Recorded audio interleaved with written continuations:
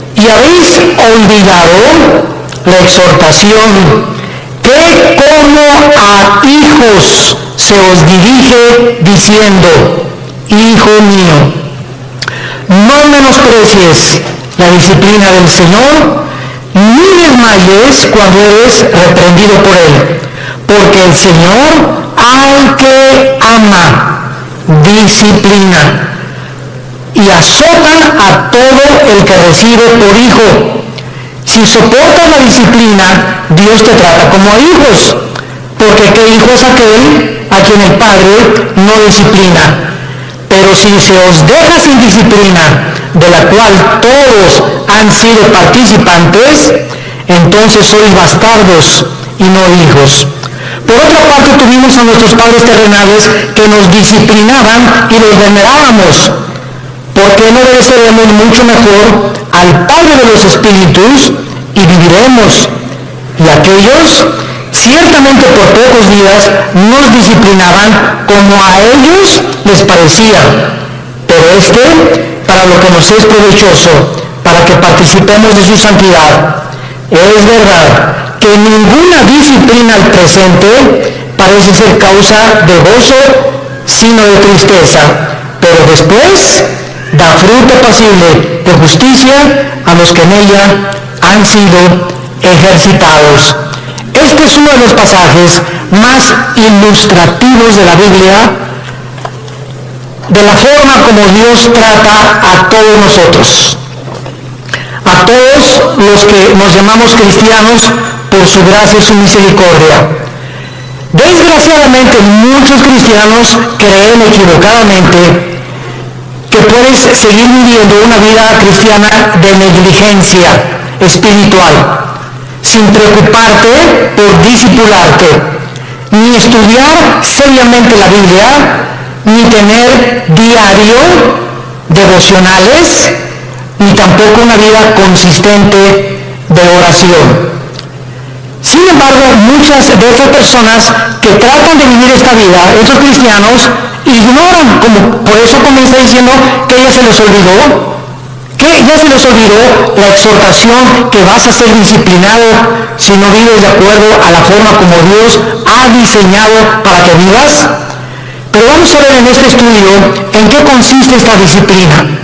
¿Cuáles son las bendiciones tan grandes, tan enormes, que los cristianos se están perdiendo por vivir esa clase de vida? Y podemos preguntarnos también, ¿estos cristianos tendrán consecuencias después de la muerte? Porque tendrán consecuencias en esta vida y hay consecuencias después de la muerte también. O sea, que todos vamos a llegar al cielo y todos vamos a ser recompensados de la misma manera. ¿Qué es lo que Dios usa como disciplina a los cristianos que le han querido abandonar? A los cristianos que le han dicho: Señor, en 3 meses nos vemos. Déjame irme de vacaciones y reventarme en las vacaciones, etcétera, etcétera, y después de la Navidad te vuelvo a ver, en enero tengo una cita contigo en la iglesia, Señor. El primer domingo comenzamos otra vez la vida cristiana. ¿Cuánto tiempo cree un cristiano o cristiana, desde luego, que puedes vivir sin que Dios haga algo para regresar otra vez a tener la comunión con Él? Vamos a ver todas estas respuestas en la Biblia y vamos a comenzar con la apostasía. La palabra apostasía, apistemi en el griego, significa salirse del camino, apartarse del camino o vulgarmente brincarse las trancas. O sea, la Biblia diseña a la iglesia como un corral donde Cristo es el pastor, nosotros las ovejas, y cuando una oveja se quiere saltar del corral, pues ¿qué pasa, verdad? Pues es que yo quiero encontrar otros pastos, engañada de que fuera del corral hay mejores pastos o mejor vida, lo cual es completamente mentira, porque fuera del corral están los lobos esperando comerse las ovejas. Dice el cuento que había una ovejita que le llamaban la rebelde de Tlanepantla. Y esta ovejita se brincó una vez el corral y fue el pastor por ella y se la trajo cargando. y se brincó 2 veces el corral y el pastor fue por ella. Y la tercera vez que esta ovejita de Tlalnepantla se brincó el corral, entonces el pastor fue y le rompió una pata a propósito. Y le dijo, prefiero que aquí dentro del corral estés cojita y manquita a que te salgas y te vuelva a comer el lobo. Entonces muchas veces Dios tiene que recurrir, como lo vamos a ver, a disciplinas extremas, que son muy raras veces. Pero Dios prefiere 1000 veces, y Cristo lo dijo en Marcos con estas palabras: es mejor que entres al cielo cojo y ciego y manco a que entres entero y te vayas al infierno. Veamos pues entonces que dentro de la apostasía hay 2 clases de apóstatas. Esto es muy importante. La Biblia nos advierte claramente que mientras más nos acerquemos al final de la segunda venida de Jesucristo, aumentará la tendencia a abandonar los principios cristianos. La presión del mundo sobre la iglesia, sobre tu vida y sobre mi vida, ejercerá dentro de ti por no estar lo suficientemente blindados, por no tener las suficientes convicciones firmes en nuestro corazón de lo que creemos, que vamos a ser seducidos por el mundo. En Mateo 24:12 Cristo dijo, por haberse multiplicado la maldad, como en el siglo XXI hemos llegado al último grado de maldad. ¿Saben ustedes cuál es el último grado de maldad? Llamarle a lo bueno malo y a lo malo bueno. Y cuando llegamos al punto donde reconocemos y legislamos las naciones, o más bien legislan las naciones los matrimonios entre los hombres y entre las mujeres, es el síntoma más grande que existe de descomposición social. ¿Por qué? Porque la familia es el fundamento de la sociedad. Es el núcleo y la fuerza de un país. Y cuando ya los hombres creen que pueden tener y hasta llegar al grado de adoptar hijos, porque ellos no pueden tenerlos desde luego, pero eso sí reconocen que las mujeres paren hijos, ¿verdad? Y no podemos nosotros, pero vamos a buscar quién nos lo tenga por nosotros y lo vamos a adoptar. Entonces cuando llegamos a ese punto donde ya se está destruyendo psicológica, mental, emocional, sentimentalmente las vidas de los niños, que son los que dijo Cristo, el que haga tropezar a un niño, más le vale que se amarre una piedra aquí en el cuello de molino y se eche al río y se ahogue con la piedra, porque dejad que los niños se acerquen a mí, porque de ellos es el reino de los cielos. Y cuando comenzamos a tener a los niños y meterlos a nuestra mugre y a nuestra manera de maldad en la que vivimos, arrastrándolos a ellos, a que tengan solamente 2 papás o 2 mamás, sin papá y sin mamá, es cuando nosotros nos damos cuenta que se está ya desarrollando una sociedad que ha llegado al punto de desatar y acarrear los juicios de Dios. Entonces la Biblia nos muestra claramente que esta maldad iba a aumentar. En 2 Timoteo capítulo 3 dice, vendrán tiempos peligrosos. Y esta palabra peligrosos, alepos, en el griego, significa feroces. Y solamente en todo el Nuevo Testamento se usa esta palabra, alepos, que se tradujo en 2 Timoteo, peligrosos, y en los evangelios se usa con los endemoniados. Cuando la Biblia describe al endemoniado gadareno, dice que era de aspecto feroz, o sea, alepos.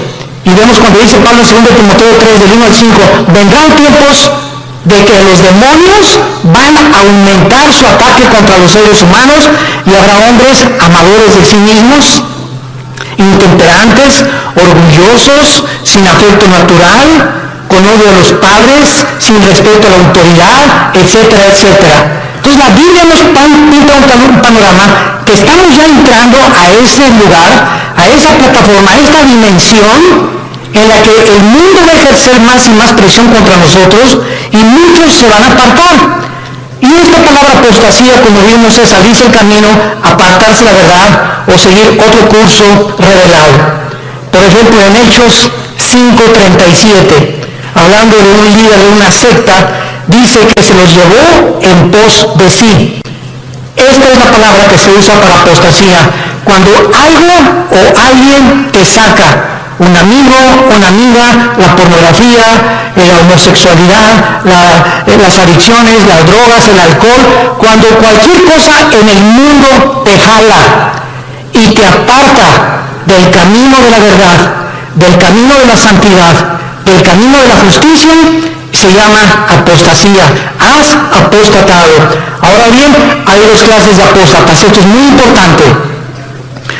Hay cristianos que son apóstatas por un tiempo. Y hay apóstatas que nunca fueron cristianos, pero que entraron a la iglesia por un tiempo y después se apartaron. ¿Cuál es la diferencia entre el cristiano que apostató y el que es apóstata para siempre? Como lo vamos a ver a continuación. La diferencia está en que si tú eres un cristiano y te has apartado del camino y eres hijo y eres hija de Dios, pau, y te viene duro. Dios te hace regresar. De la oreja nos trae de regreso. Pero si eres una persona que jamás recibiste a Cristo, pero fuiste a los estudios bíblicos y fuiste a los desayunos y tal vez algún día que hiciste una decisión por Cristo, pero realmente tus convicciones no eran firmes ni profundas, te vas a apartar del Señor, pero la diferencia está en que tú nunca vas a regresar al camino. Entonces, el cristiano que se aparta, Dios lo regresa por las buenas y por las malas, y lo vamos a ver. A muchos, Dios inclusive prefiere llevárselos a casa antes de que sigan lejos de Él. Entonces, vamos a ver que hay cristianos que se mueren antes de que Dios termine su programa con sus vidas. Hay cristianos que se mueren antes de que acaben la misión que Dios les dio, porque solo Dios sabe que has llegado al colmo y no te vas a arrepentir, pero como eres hijo y la salvación no se puede perder, te lleva a casa antes de tiempo. Veamos en primer lugar algunos ejemplos de los apóstotas que nunca fueron salvos. Juan capítulo 13, el clásico ejemplo de Judas. Es increíble que yo he escuchado varias veces a muchas personas predicar o enseñar que Judas perdió la salvación por el amor de Dios. O sea, que fue salvo, pero que perdió la salvación. Vamos a ver qué dice la Biblia. En Juan capítulo 13, versículos 10 y 11. Ya Cristo está a punto de entrar a la cruz del huerto de Getsemaní. Y les dice, el que está lavado no necesita sino lavarse los pies, pues está todo limpio. Eso le estaba hablando a todos los apóstoles que eran salvos, que eran cristianos, como todos nosotros. En el momento que recibes a Cristo, ¿quién nos lava? Dice la Biblia en Efesios 5 que es la palabra de la que nos lava y la sangre de Cristo, ¿verdad? Y ahora, ya siendo cristianos, Dios nos da la responsabilidad de nosotros seguirnos lavando. O sea, si cometemos un pecado, la sangre de Cristo, que es tan fresca como cuando nos salvó Dios, nos limpia de todo pecado. Entonces, un cristiano tiene que estar continuamente metiéndose a la regadera, porque diario se nos pega la contaminación del mundo, lo que es en tu oficina, con tus amigos, en la escuela, en la universidad, chistes groseros, un programa grosero, desnudos en la televisión, desnudos en el cine. Todo eso entra a nuestra alma y nos ensucia, nos contamina. Y esa suciedad la tenemos que estar sacando para mantener no la salvación, la comunión con Dios. Ustedes están lavados, pero no necesitan sino lavarse, ¿verdad?, los pies. ¿Y vosotros limpios estáis? Aunque no todos. O sea, había alguien ahí dentro del grupo de Cristo que no había sido nunca lavado. Ustedes sí están lavados y ahora nos vemos a la perra. Hay alguien entre ustedes que no está lavado, porque sabían a quién le iban a entregar. Por eso dijo, no están limpios todos. Judas nunca fue limpiado de sus pecados, jamás. Versículo 18. No hablo de todos vosotros. Yo sé a quienes he elegido, mas para que se cumpla la escritura, el que come pan conmigo levantó contra mí su calcañar. Capítulo 17 de San Juan. Nos brincamos al capítulo 17 y aquí ya Cristo lo aclara, tan transparente como la luz del sol. Dice Juan 17, versículo 12. Cuando estaba yo con ellos, o sea, Cristo está orando al Padre, está dirigiéndole estas palabras al Padre. Cuando estaba yo con ellos en el mundo, yo los guardaba en mi nombre. A los que me diste, yo los guardé. Y ninguno de ellos se perdió, sino el hijo de perdición, para que la escritura se cumpliese. O sea, nunca Judas estuvo bajo el cuidado de Cristo. Nunca, jamás. Los guardó de Satanás y los guardó del mal. Cuando vino Satanás a atacar a Pedro, ¿se acuerdan? Que le dijo Cristo: oye, Satanás ha pedido tu alma para zarandearte. Y Pedro, muy macho: no, yo no me voy hasta la muerte contigo. Espérame, Pedro, el gallo va a cantar 3 veces y tú me vas a negar. Entonces Pedro y Judas, los dos, traicionaron a Cristo. Los dos le volvieron la cara a Cristo, porque Pedro negó a Cristo 3 veces. ¿Y cuál fue la diferencia? Que cuando Pedro lo negó, vean esto, cuando Pedro negó a Cristo, en ese momento Cristo se encontraba como a 10 metros de Pedro. Y cuando Cristo volteó a ver a Pedro, Cristo lo volteó a ver con los ojos moros. Ya había sido golpeado Cristo. Imagínense ustedes a Pedro, en el momento que canta el gallo, volver a Cristo, y Cristo con sus ojos moros, adolorido por los golpes que los soldados ya le habían dado, lo ve a Pedro diciéndole: ya ves, pero sabes una cosa, te sigo amando. ¿Y cuál fue la diferencia con Judas? Judas entregó a Cristo por 30 monedas de plata, y sin embargo, cuando tuvo las monedas de plata, nunca creyó que Jesús era el Mesías, porque si hubiera creído, se hubiera arrepentido y le hubiera pedido perdón. ¿Qué hizo Judas? Agarró las 30 monedas de plata y las tiró, y fue y se quitó la vida, se suicidó, se colgó de un árbol. Dice en Hechos capítulo 1 que se rompió la rama del árbol y cayó de las piedras y todo se estripó completamente. Murió ahorcado y con todo el vientre abierto, comido por los gusanos. Así acabó Judas. Judas nunca, jamás fue salvado. Y en el capítulo 18, dice el versículo 8 de Juan también: respondió Jesús: os he dicho que yo soy, pues si me buscáis a mí, dejad a ir estos, para que se cumpliese aquello que había dicho: de los que me diste, no perdí ninguno, mas que, como dijo anteriormente, el hijo de perdición. Ahora, el apóstol Pedro, seguimos estudiando las personas que nunca fueran salvas. Segunda de Pedro, carta segunda de Pedro, capítulo 2. Aquí el apóstol Pedro claramente habla en el capítulo 2 y describe las características de todos los falsos profetas. De todos esos que pueden predicar y pueden ser hasta pastores, pueden ser predicadores, ¿verdad? Inclusive que no tienen la salvación y que jamás fueron salvos. Y dice en Pedro, versículos 21 y 22, describiendo ya todas sus características de estos falsos maestros y profetas que menciona en el versículo 1 y versículo 2, dice el versículo 21, 2 Pedro 2, 21 y 22, porque mejor les hubiera no haber conocido el camino a la justicia. O sea, hay personas que conocían que Jesús era el Cristo, que Jesús murió por sus pecados por ellos, y conocían que Cristo era la verdad y que la Biblia era la verdad.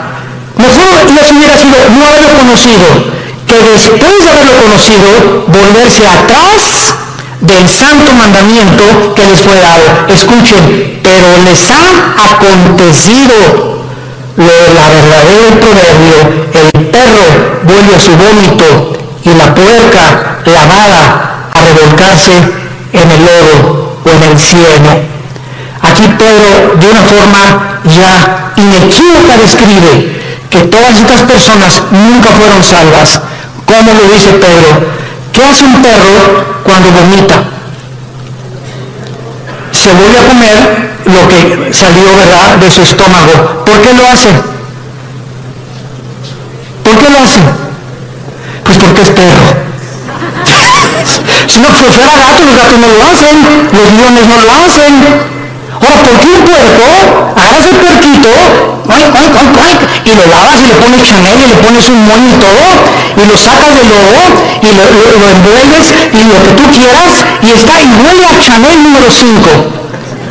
Y a los 5 minutos el puerco se revuelve en el lodo otra vez. ¿Por qué no duró nada bañado y champuceado y perfumado? Porque es puerco. Ahora, para que el perro ya no regrese a su vómito, ¿qué se necesita? Cambiar su naturaleza, dejar de ser perro. Para que el puerco no regrese al lodo, necesita ser otro tipo de naturaleza, tener la naturaleza de otro animal, porque los puercos, esa es su naturaleza, el lodo, y los perros el vómito. Aquí está hablando Pedro, que estas personas, su naturaleza nunca fue cambiada, porque si hubiera sido cambiada, no regresarían a ser lo que hicieron antes de conocer a Cristo. ¿Me van siguiendo? Esta es la gran diferencia de las personas que nunca fueron salvas. En 1 Juan 2:19, el apóstol Juan dice, 1 Juan 2:19, salieron de nosotros. Oye, don Pancho, pero si tú vas a la iglesia ahí en Singapur hace 15, 20 años, o tuvimos aquí en la iglesia, tú hiciste los estudios conmigo, oye, tú estuviste en el ITI, tomaste todo el curso del ITI, compadre. Y ahora que estás divorciado, estás con otra señora, y te has cometido adulterio, etcétera, etcétera, y te confiesa a tu compadre, sí, ¿y qué? Chale. Ya en ese momento te das cuenta, ¿verdad?, que ya hay algo raro. A una persona que fue cristiana, pues sí, ¿verdad?, y me duele, ¿verdad?, y lo que tú quieras, pero otras personas salieron de nosotros, pero no eran de nosotros. Porque si hubieran sido de nosotros, dice 1 Juan 2:19, hubieran permanecido con nosotros. Salieron para que se manifestara que no todos los que vienen a la iglesia son y pertenecen al cuerpo de Cristo. Todas las iglesias, esta y todas en el mundo cristianas, todas las iglesias sin excepción son una mezcla del trigo y la cizaña. Así que el que está a tu lado de la derecha, aunque tengas cara de Santa Rita de Casia, y el que está atrás de ti, que tiene cara de Clodomiro, no son todo lo que aparecen ser. Entonces no te decepciones y no te desilusiones. Ay, tú en la iglesia, nada, mi amada. Y te acuerdas de esa persona y así son los cristianos. Espérame tantito, así no son todos los cristianos. Si un avión se cae con un piloto porque iba borracho, no significa que todos los pilotos de American Airlines son borrachos. Si un carro de carrera choca, no significa que todos son tan tontos como el que chocó. Entonces no puedes generalizar. Entonces tenemos que entender eso. La iglesia es una mezcla y no todos son lo que son. Hay un remanente en todas las iglesias de verdaderos hijos e hijas de Dios. Y solo el tiempo dirá verdaderamente quiénes son los que permanecieron hasta el final. Muy bien, veamos ahora los que son salvos. Proverbios capítulo 3. Los apóstatas que son salvos, pero que regresan porque son hijos de Dios, y Dios hay su promesa: al que ama, disciplina. Y si no hay disciplina es porque nunca fuiste hijo de Dios. Por eso sigues haciendo lo que te da la gana. Porque si fueras hijo de Dios o hija de Dios, ¿desde cuándo Dios que ya te hubiera surtido? Y bien surtido. Pero sigues igual de hace 1 o 2 años precisamente porque nunca has pertenecido a la familia de Dios. Dice Proverbios 3, versículos 11 y 12, no menosprecies, hijo mío, le está hablando a sus hijos, el castigo de Jehová, ni te fatigues en corrección, porque Jehová al que ama castiga como al padre a quien quiere. Vamos a ver que en el Antiguo Testamento los castigos eran diferentes de los castigos del Nuevo Testamento. Y Dios trataba de una forma a los cristianos, porque no eran cristianos, ¿verdad? Cristiano significa lleno del Espíritu, a las personas que formaban parte del pacto abrámico y a los que no formaban parte del pacto abrámico davídico palestino. Entonces era muy diferente, lo vamos a ver más adelante. Veamos ahora en Lucas 15, ¿se acuerdan del hijo pródigo? Bueno, dice la Biblia, un padre tenía 2 hijos, todo el mundo conoce esta historia, del 11 en adelante. Y de repente uno de los hijos le dice, oye viejo, dame toda la herencia, échame mis centavitos que me pertenecen. En el antiguo Oriente, un muchacho que hacía eso quedaba desheredado, porque era el peor pecado que pudiera hacer darle el dinero. No era hasta que el padre se moría que podía darle herencia. Pero este muchacho ya quería quemarse la herencia y le dice al padre, dame mi herencia. Y el padre respeta su libre albedrío, respeta su decisión. Aquí está, hijo, tu herencia. Y el hijo se fue, como todos sabemos en la historia, y desperdició sus bienes y a las discos, en chavas, en por acá, en bailongos, etcétera, etcétera, y que el cha-cha-cha, y que el twist, y que por acá. Y entonces se acabó el dinero y comenzó a buscar trabajo y no encontró trabajo. Había ya deteriorado su salud y encontró trabajo alimentando puercos. Y entonces fíjense ustedes, estando el hijo pródigo en la condición en la que se encontraba, alimentando puercos, de repente algo pasó en su vida. ¡Pum! Algo lo hizo despertar y ver la realidad de lo que él había hecho. Y no en todos, a muchos Dios los deja, pero como era hijo, tuvo que despertar la realidad. Y entonces dijo, ¿cuántos hombres en la casa de mi padre que no son sus hijos? Yo era su hijo. Los obreros de mi padre tienen cama, tienen comida, buena comida, y yo que soy hijo estoy alimentando puercos. Esto haré. Ahí está la conciencia que no todos tienen. ¿Por qué la tuvo él? Porque era hijo. Esto haré, regresaré e iré con mi padre y le pediré perdón. Y le diré, Padre, no vengo a nada, vengo a que me hagas hasta atrás y no quiero ni siquiera tener los privilegios que tienen tus hijos. Hazme como un obrero como todos los demás. Y el padre no estaba con un bate de béisbol esperándolo, ni con un garrote. El padre se retrata en la Biblia, en este pasaje, que siempre todos los días, con sus brazos abiertos, mirando al horizonte, siempre esperando y sabiendo que como era su hijo, tenía que regresar algún día. Y Dios sabe que nosotros, cuando nos alejamos de Él, siempre nos está esperando a que regresemos.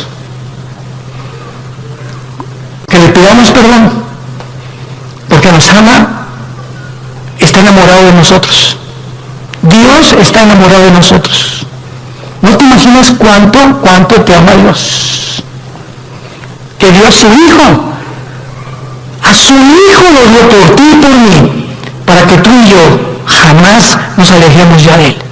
Y cuando nos alejamos, Él prefiere 1000 veces dejarte cojo, manco, hacer algo para que regreses, porque eres su hijo. Y nunca nadie nos podrá separar de Él. Nadie, porque somos sus hijos.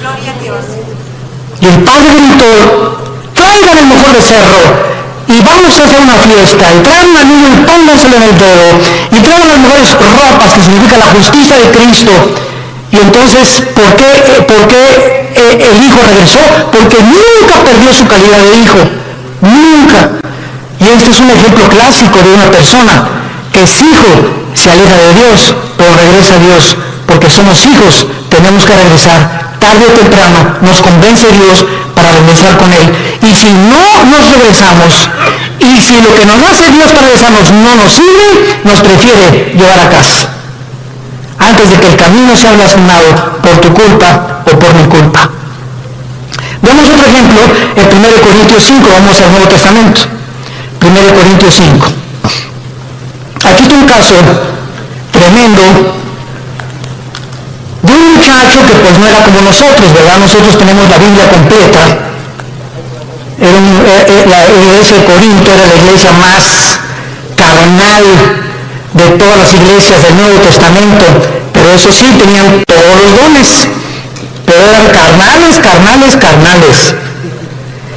Dice 1 Corintios 5, de cierto se oye, dice Pablo escribiéndoles, porque hay entre ustedes fornicación. O sea, me han llegado noticias de que en la iglesia hay inmoralidad. Y tal inmoralidad o tal fornicación, cual ni aún se nombra entre los gentiles, o sea, ni las personas del mundo, tanto que alguno tiene la mujer de su padre. O sea, había un miembro en la iglesia de Corinto que estaba teniendo relaciones con su madrastra, con la mujer de su papá. Y dice Pablo, y ustedes, les habla a los líderes, están envanecidos. ¿No deberían más bien haberse lamentado para que fuera quitado de en medio de vosotros el que cometió tal acción? O sea, Pablo dice, oigan, ¿por qué no han reaccionado? Ustedes están conscientes que este muchacho está teniendo relaciones con su madrastra y lo dejan seguir asistiendo a la iglesia. ¿Y qué no debemos de correr? Pues traerlo por enfrente, ¿verdad? Y enfrentarlo con su situación.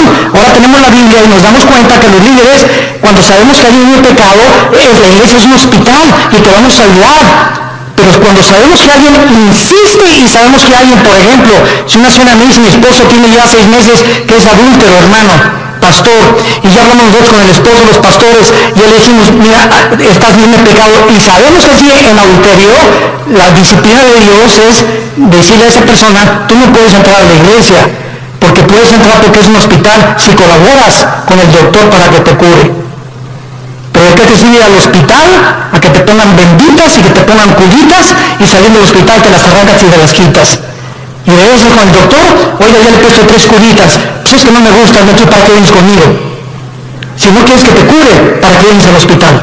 Y hacer la iglesia un hospital de almas enfermas que necesitan sanidad de Dios.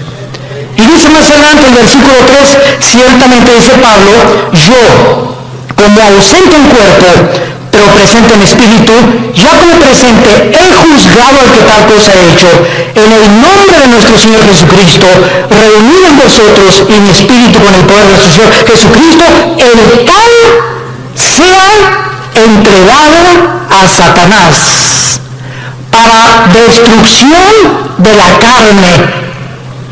Vean ustedes con mucha atención lo que sigue, a fin de que el espíritu sea salvo en el día de Cristo o en el día del Señor. ¿Qué estaba diciendo Pablo? Que cuando una persona es disciplinada por los pastores en la iglesia y es sacada de la iglesia al mundo, lo sacas del corral, afuera del corral están los lobos. Y Dios le da el permiso a Satanás de atacar a esa persona y quitarle la vida. Pero el espíritu es salvo porque era hijo de Dios. A fin de que el espíritu sea salvo. Aquí está un muchacho que iba a morir en pecado, pero como la salvación no se pierde, se va al cielo antes de tiempo. ¿Por qué? Porque la salvación que nos ha dado es por gracia. Para que nosotros seamos salvos y entendamos esto, no puede haber ninguna obra buena antes de la salvación, ni ninguna obra buena después de la salvación para que nosotros seamos mantenidos siendo salvos. Cuando alguien me dice que la salvación se puede perder, les digo, bueno, es que tú no has entendido el pacto de Dios. Antes de Cristo, ¿cómo fuiste salvado? ¿Qué hiciste para ser salvo? Nada, no hice nada, y Dios te salvó. Bueno, ya eres salvo. Y ahora me dices que ahora me tengo que hacer buenas obras para mantener mi salvación. No, de ninguna manera. Si hay alguna sola obra que tú hagas para decir que esas obras te están manteniendo en el camino de la salvación, entonces ya estás atrayendo mérito sobre tu vida y le robas la gloria a Dios. Las buenas obras que hacemos después de que somos salvos no son para mantener la salvación, son como el fruto de nuestra santificación. Efesios 2:10, porque para buenas obras hemos sido llamados, las cuales preparó Dios de antemano para que anduviéramos en ellas. Entonces, las buenas obras que yo hago después de Jesucristo implican y dan testimonio que soy hijo de Dios, pero no hago buenas obras ni me porto bien para decirme, Señor, ya tengo la salvación, ya perdí mi nacimiento, mañana nazco de nuevo, ¿verdad? O ya que el Espíritu Santo ya me selló, pero ya se fue porque ya perdí la salvación, pero el año que entra que regrese a ti, me vuelves a sellar, ¿verdad? Imagínense ustedes este estado tan absurdo espiritual de una persona. Entonces, si pierdes la salvación, ya no vuelves a ser nacido de nuevo. ya regresaste a la eternidad, otra vez al estado en que te encuentras, puede un bebé que nazca regresar al vientre de su madre otra vez. Imagínate, no me gusta acá afuera, mejor me regreso adentro. Y obviamente me entra la panza de la mamá, ¿verdad? De la matriz de la mamá. Es absurdo, es exactamente la salvación. Veamos otro ejemplo en Santiago capítulo 5, de personas que son cristianas, pero pecaron, pero están en peligro muy grave de ser disciplinados por Dios. Santiago 5, versículos 19 y 20. Hermanos, ¿a quién le está hablando? A hermanos, a cristianos. Si alguno entre vosotros, o sea, entre los hermanos, se ha extraviado, o sea, se ha salido del camino, o ha apostatado de la verdad, y alguno le hace volver, sepa que el que haga volver al pecador del error de su camino, salvará ¿de qué? De muerte un alma y cubrirá multitud de pecados. Esto es lo que vamos a poner en Juan 5, lo vamos a ver, esto es lo que se llama el pecado de muerte de un cristiano. Si tú ves que tu hermana o tu hermano anda por allá afuera y nadie sabe más que es cristiano, pero tú vas, oye Jorge, ya no sigas así, hombre, ya no te la sigas tronando, ya no sigas acostándote con tu novia, Dios te va a disciplinar. Y si tú convences a esa persona de que regresa al pecado, lo estás salvando, porque si ese que tú vas a exhortar sigue ese camino, Dios no tarda en llevárselo a casa antes de tiempo, o que le venga algo serio en su vida para que lo haga recapacitar y regresar a Dios, o llevárselo a casa antes de tiempo. Si tú ves a alguno entre los hermanos que tiene una vida licenciosa y que se dice cristiano, y tú logras convencerlo y orar con él, o comenzar a orar por él y traerlo al camino otra vez, lo estás salvando de que Dios se lo lleve antes de tiempo a su casa. Ahora veamos otro ejemplo también de estas personas en 1 de Juan capítulo 5. Antes del Apocalipsis está 1 de Juan y dice así.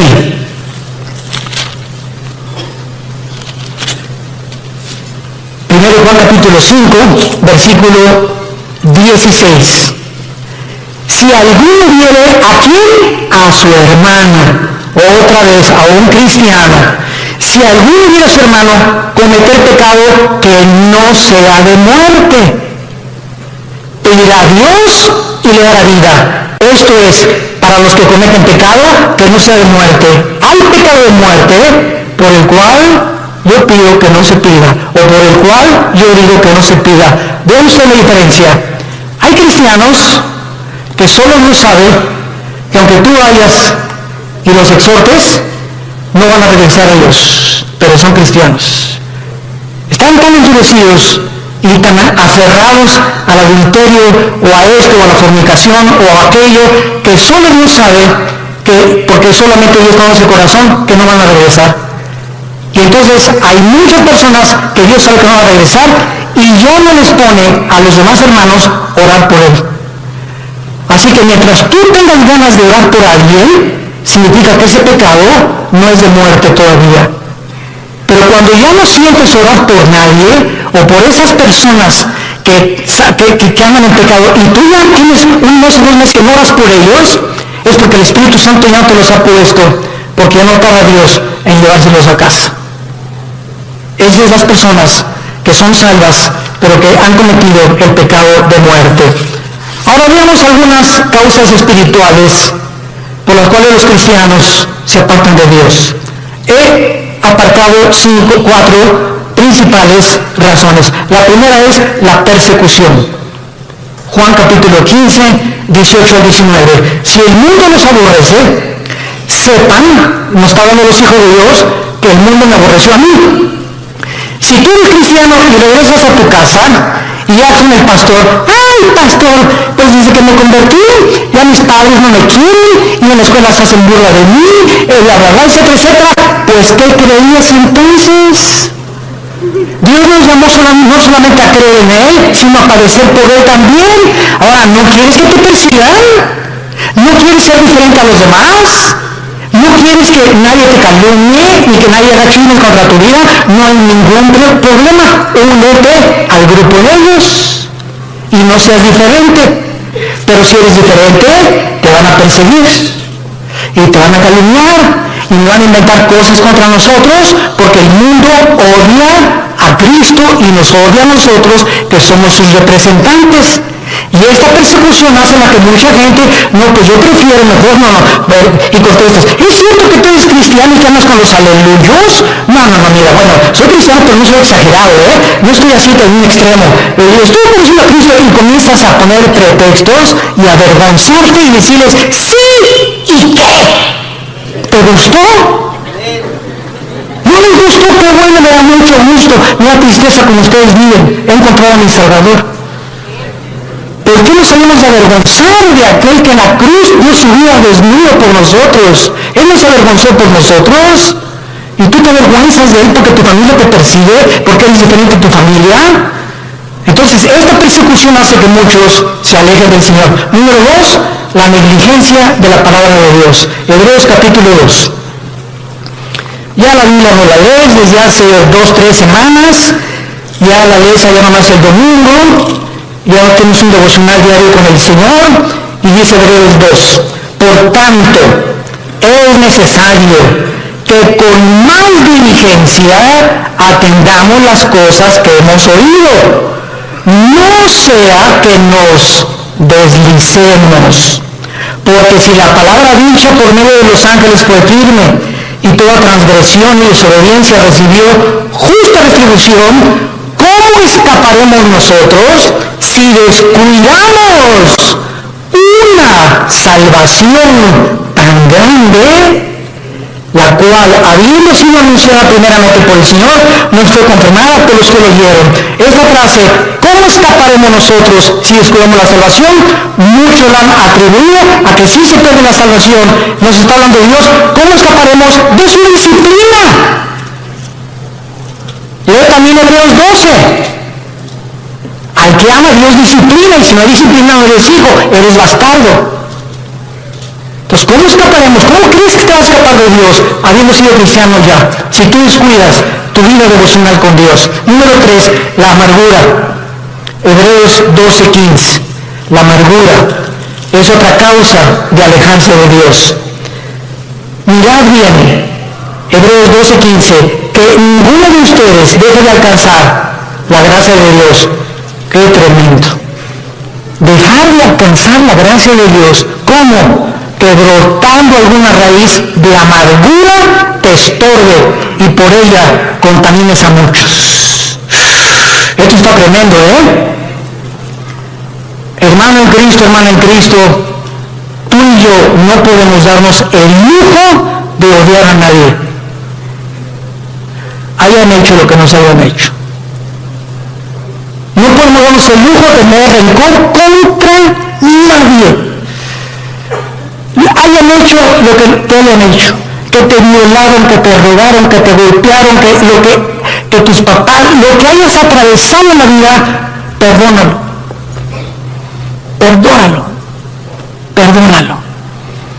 Que no puedo perdonarle, cae de rodillas, Señor, díselo, no puedo perdonar. Gracias, hija, porque eres honesta. Padre, si tú no me das el poder de perdonar a Pancho, o a Lucrecia, o a Carlita, etcétera, o al perro que me mordió, no tengo la capacidad de perdonar. Pero si tú eres cristiano y estás en tu corazón en este momento que me escuchas, tienes algo contra alguien que te ha lastimado en el pasado, ten mucho cuidado, porque el rencor se vuelve en amargura. Y cuando un cristiano está amargado, cierra el cielo. Cierra el cielo. ¿Qué es la gracia? No es la gracia santificante, no es la gracia salvífica, está hablando de la gracia santificante. ¿Qué es la gracia? Diario cristiano necesita poder de Dios, diario necesita el poder de Dios al venir a su palabra para tener el poder de vivir para Él. Porque separado de Él yo no puedo hacer nada. Entonces la amargura me bloquea la gracia de Dios y me quedo sin poder. Me quedo en mi propio poder, en mi propia carne. Porque algo está bloqueando que Dios me ayude y me saque del pozo de la desesperación, de la red en que he caído, de la trampa que te pusieron. ¿Qué cosa es? la amargura. Es el más grande veneno en la vida de un cristiano. Y número 4, el amor al dinero. Primera de Timoteo 6, versículo 10. Porque raíz de todos los males no es el dinero, es el amor al dinero. Gracias a Dios por las familias ricas y los millonarios, porque la obra de Dios tiene que sostenerse. Si no hay dinero, no hay misioneros. Si no hay dinero, no hay construcciones. Si no hay dinero, no hay televisión. Si no hay dinero, no hay viajes. El dinero no es malo. El malo es amar lo que tú tienes. Cuando tú amas más lo que tú tienes que la obra de Dios, te va a hacer que te alejes de Dios. Dijo Cristo en Marcos, hablando de la parábola del sembrador, pero muchos, el afán del mundo y de las riquezas, entran y ahogan la palabra y nunca da fruto. Estas son las razones por las cuales tú puedes alejarte de Dios. Ahora veamos rápidamente en 2 Samuel 7 las consecuencias que sufrieron en el Antiguo Testamento los que eran y pertenecían al pueblo de Dios.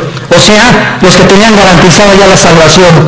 De forma diferente a la de nosotros, porque no tenían el bautismo del Espíritu Santo, de la forma que eran de Dios. 2 Samuel capítulo 7. Veamos la disciplina de Salomón. La Biblia menciona 3 consecuencias principales del pecado en un cristiano.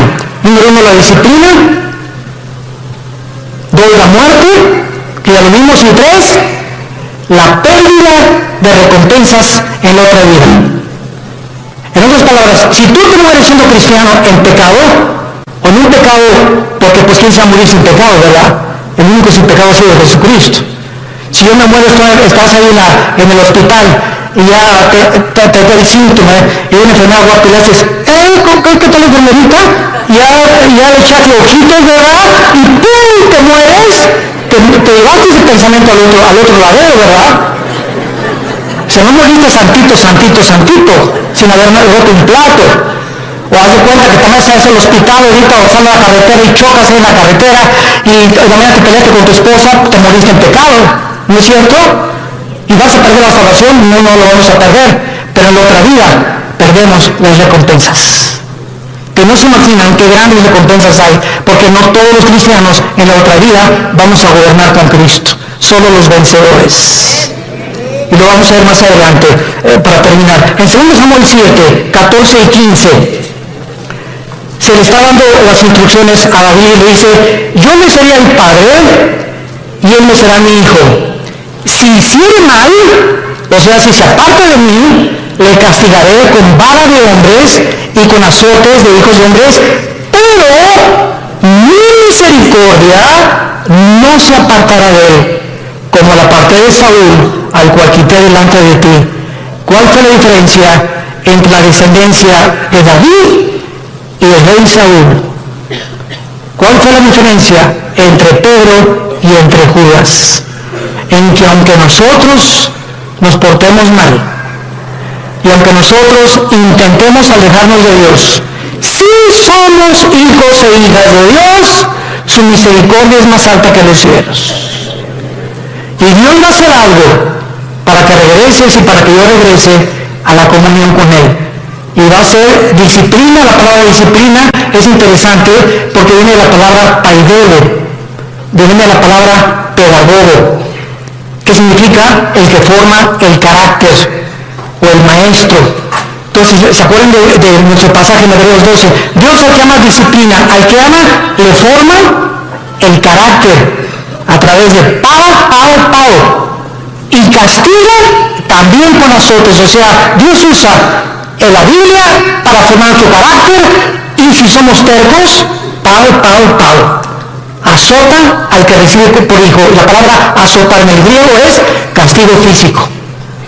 Algo va a tener que usar Dios, como lo que dice en uno de los salmos. No sean como los caballos, como los mulos. Que el caballo tiene que meterle aquí un freno. El freno es un fierro con un puente.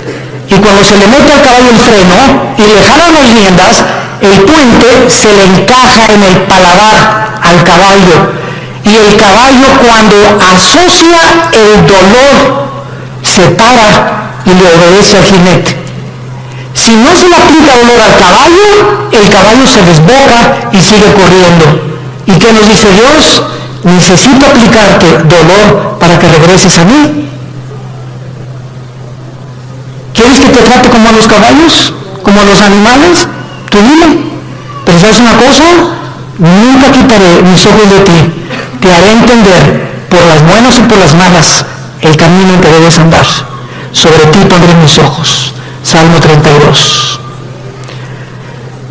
Y vemos finalmente en la vida de David, en 2 de Samuel, capítulo 12. ¿Qué fue lo que pasó con Samuel? Cuando Samuel, ¿se acuerdan ustedes lo que hizo David? ¿Qué hizo David? ¿Perdón? Pecó. Mató a un soldado para quedarse con su esposa, el angelito. O sea, David era culpable de crimen y David era culpable de adulterio. Y se le llama, Dios mío santo, Jesús, María y José, el burrito que los acompaña. Se le llama el varón conforme al corazón de Dios. ¿Cuántas veces en mi mente dieron tantas vueltas? Si el varón conforme a tu corazón, pasó mucho, dije yo. Dios mío santo, pues entonces yo soy el santo de los santos. Y entonces, cuando creces en Cristo, comienzas a entender lo siguiente, ¿verdad? Él fue culpable de crimen y de adulterio. Pero viene Cristo en Mateo 5 y dice lo siguiente: cualquiera de ustedes que ve a una mujer, no necesitas acostarte con ella. Si tú deseas en tus ojos y en tu corazón a una mujer acostarte con ella, aunque no lo hagas físicamente, tú eres ante los ojos de Dios adúltero. Ahora, nadie aquí puede decir que nunca ha visto a una mujer para desear estar con ella. No me digas porque ni San Jacobo lo pudo hacer. No seas mustio. Todos en alguna época de nuestra vida le hemos fallado a Dios. Y el que no le ha fallado a Dios, que levante la mano. Porque te llamaría el querubín de Tlalnepantla. Entonces, no juzgues a David.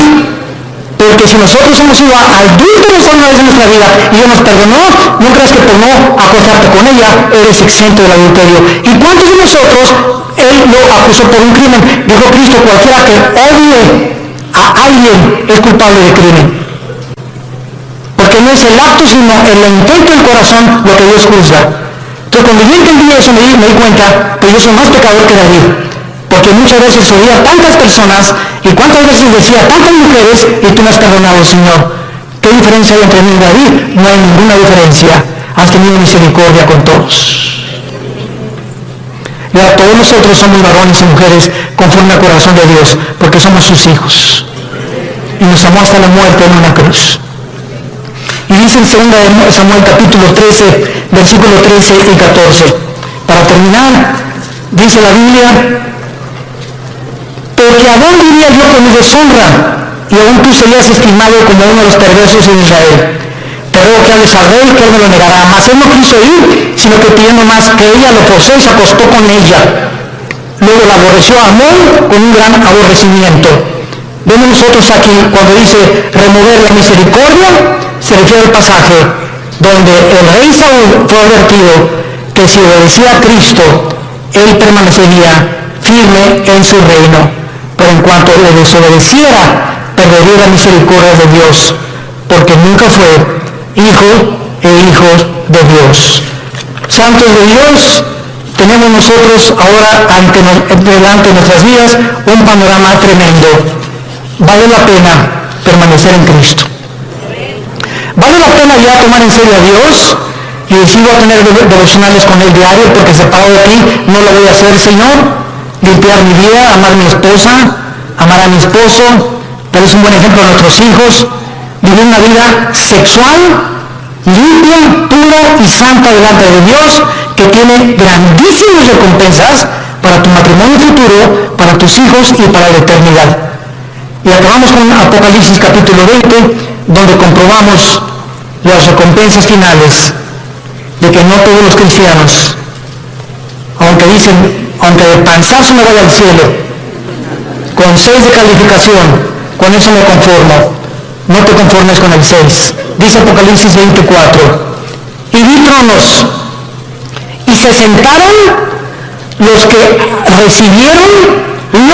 recibieron facultad de juzgar. Y vi las almas de los decapitados por causa del testimonio de Jesucristo y por la palabra de Dios, los que no habían adorado a la bestia ni a su imagen, y que no recibieron la marca en sus frentes ni en sus manos, y vivieron y reinaron con Cristo 1000 años. Vi tronos y se sentaron solamente algunos, o sea, los que recibieron el derecho, la facultad, el honor de sentarse en un trono. Sentarte en un trono, la Biblia es gobernar. Y Cristo dijo en Apocalipsis 2, el que venciera al final se sentará, como yo me senté con el Padre en el trono, tú te sentarás conmigo a gobernar también. O sea que en la otra vida va a haber reyes y príncipes y soldados rasos, cristianos que nunca quisieron pasar al siguiente nivel de santidad ni de crecimiento en la gracia de Dios. ¿Qué escoges tú en esta tarde para vivir en tu vida cristiana? Dios al que ama disciplina y azota al que recibe por hijo. No juegues con Dios. No juegues con Dios, porque Dios es un Dios santo, santo, santo. Gracias por tu palabra, Señor, en esta tarde, por el amor tan eterno e infinito que has derramado en nuestras vidas por ti, al mostrarnos que la vida de tu Hijo fue el precio que pagaste para que nunca dudáramos de cuánto nos amas, porque eres un Dios bueno. Cuán grande es la bondad de Dios que Él ha guardado para los que le aman y guardan sus mandamientos. Confié en el Señor y Él me ayudó y me libró de mis angustias y me puso sobre la roca y de la vergüenza de mis enemigos y de la vergüenza y el oprobio de mis perseguidores. Diré yo a Jehová, esperanza mía, castillo mío, mi Dios, en quien confiaré. Castillo mío, mi roca. Torre fuerte es el nombre de Jehová. A él correrá el justo y seremos levantados. Dios en esta tarde te está hablando, tú que has alejado tu camino de Él. Ustedes que nos ven por la televisión y por los medios de las redes sociales, si tú has escuchado este mensaje y sabes que Dios te está diciendo, regresa, mi hijo mío, regresa, hija mía, que estoy esperando desde hace muchos meses o años. Y si estás oyendo mi voz es porque eres mi hijo y porque eres mi hija, y tus lágrimas que yo veo me dan evidencia de tu arrepentimiento. Ven a mí, te estoy esperando, no para castigarte ya, sino para vestirte con mi justicia, para que celebremos juntos la fiesta otra vez, para devolverte el gozo de la salvación y para que sigas caminando en mi mano y jamás te apartes de mí, porque ciertamente el bien y la misericordia te seguirán todos los días de tu vida y algún día estarás conmigo en casa, dándome las gracias de todo lo que hice por ti y del amor eterno con que te he amado. Ven a mí, arrepiéntete de tus pecados y entrégale tu vida a Jesucristo y dile, Señor, perdóname de haberme alejado de ti. Regreso a ti con todo mi corazón y con todas las fuerzas de mi alma. Gracias por haberme hablado esta mañana y haberme dicho que no puedo vivir así ya, que el pecado, la paga del pecado es la muerte, y que el que esconde sus pecados no prosperará, mas el que los confiese y se aparta alcanzará misericordia. Gracias porque en esta mañana he alcanzado tu misericordia, en el nombre de Jesús.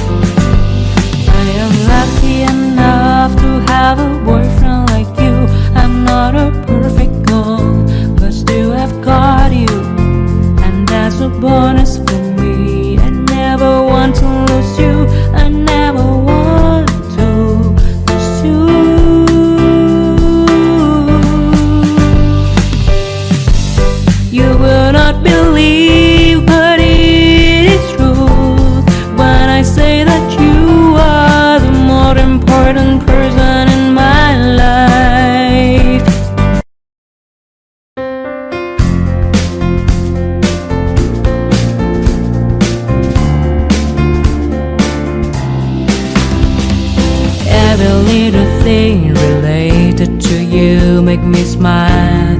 I know you are doing hard work to make things possible. I want to let you know that I am with you, and I will be forever. Every little thing related to you make me smile. I know you are doing hard work to make things possible. I want to let you know that I am with you, and I will be forever. When you talk, I want to listen to you for hours. When you are there beside me, I feel like looking at you all the time. My love for you will never really change. Just want to tell you that you mean a lot to me.